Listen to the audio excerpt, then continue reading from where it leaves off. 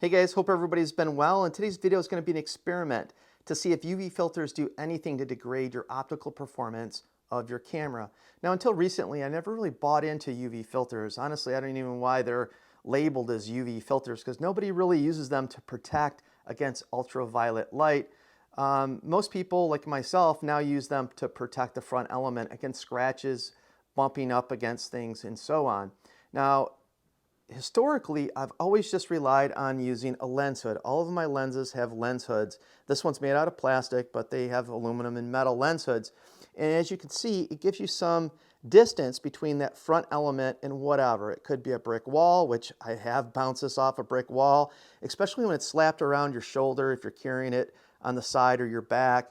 You're always usually pressed up to something that you can't see in the back of your head. So it's, to me anyway, it's very critical that I have some protection against that front element. Now, why did I all of a sudden switch to UV filters? Now, I haven't switched completely to UV filters. I did pick up a couple, and these ones that I have are, what do we have? Made in Germany, B&W.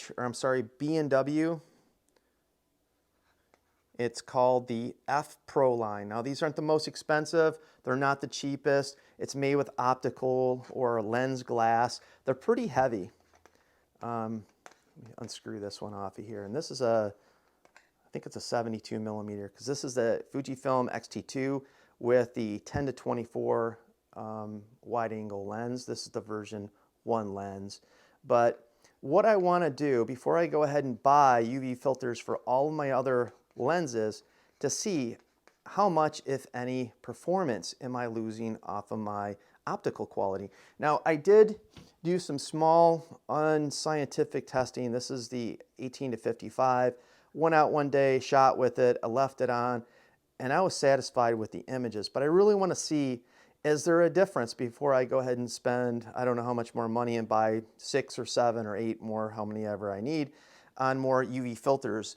And I know this isn't a one and all, meaning that this could vary between which UV filter you decide to go with. If you decide to go with any at all, they do make much more expensive ones with fancier coatings and such. That probably does help with flaring, because that is the primary reason, again, for the lens hood, to prevent flaring and some other things.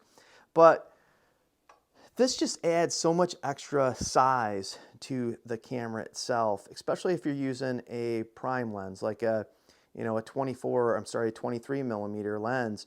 The lens hood makes it like a third larger. And I really want to go smaller lately, and that's really the reason why I'm trying to switch over, or thinking about completely switching over to the UV filters as more of just a protecting the front element. Now, this wouldn't work if your lens was a bulbous, meaning that front element bulbs protrudes past the front of the lens itself, but I don't think I have any lenses that do. I take that back.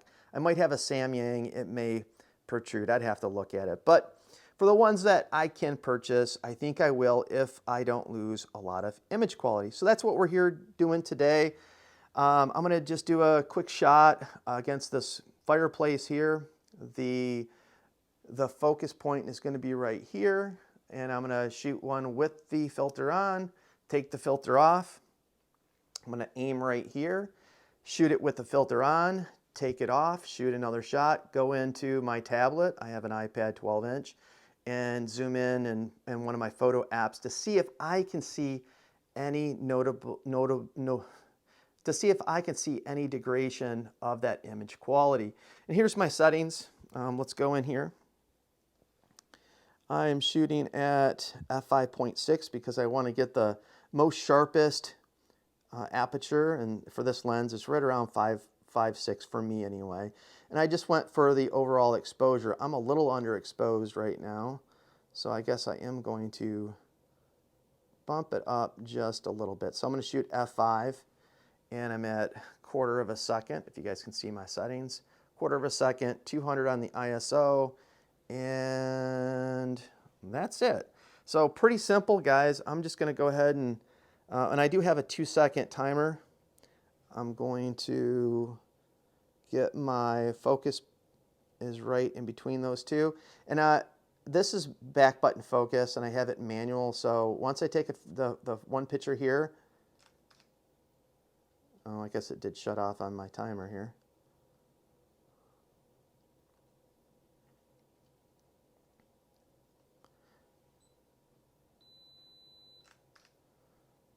I'm just going to take this off. I didn't move anything. And since I have the back button focus, when I take another shot, that same focus point is going to be there. So let's take a look. So I went ahead and opened both pictures side by side. The picture on the left has the UV filter on.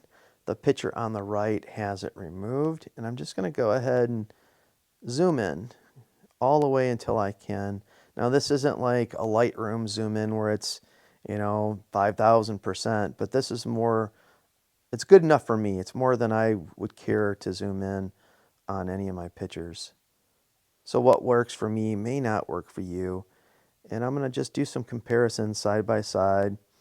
And I was shooting, I believe, at f5. So even though my focus point was somewhere between, I think, the second and third candle, everything else, at least close to that focus plane, should be fairly in focus, like these little glass bottles. And I'm not seeing anything. Let me go to where the focus point was. Again, on the left has the filter, UV filter. On the right, no UV filter. And I don't see any difference at all in image quality. Look at that candle.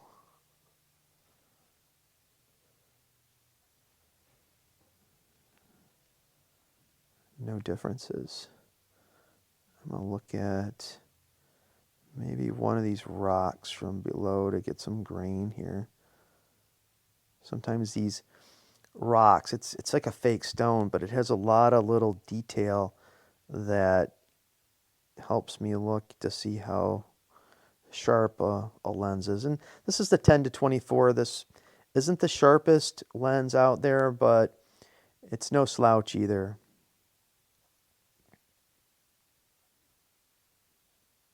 And quite honestly, if I can't tell a difference in this lens,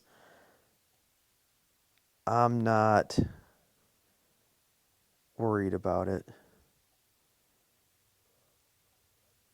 And I can't see any difference. If you said there's $100 on it, I would just be guessing out of the blue if I didn't know which one was which. No detail at all. And this is zoomed in. Let me go out on this one so you can see. What is that, about 5 to 10 times zoom, something like that? Good enough for me. So I think that answers my question. I will be buying more of the same brand. It's the B&W, what would I say, F something. I'll leave the details in the description if you guys are interested. But yeah, it gives me a little bit of an opportunity to go smaller with my camera and still protecting that front element. The other thing, when we talk about protecting the front element, I'm always very, very careful of what I use to clean that front element. A very ultra clean, that I know that it's clean, meaning there's no sand in my bag or anything like that. I usually put it in a Ziploc for the microfiber. Whereas this filter, I don't mind so much. I'll use my shirt, I'll use my, a rag or a microfiber that I'm not so paranoid, because if I do get it scratched, I just replace it with another one for 20, 50 bucks, whatever these cost. I'm really happy with the results. I'd love to hear you guys' comments. Do you use the UV filters, and why? And what do you think about this test? Or if you'd like to see me test something else, I'd love to hear from you guys. And like always, thanks for watching. I appreciate your support. Take care.